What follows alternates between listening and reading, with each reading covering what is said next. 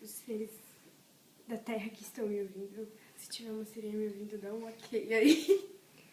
Tá. Eu vou te dizer o fio da canela, tanto que eu coloquei pouca canela. Que morro de medo. Ai, gente, o que vai acontecer disso daqui?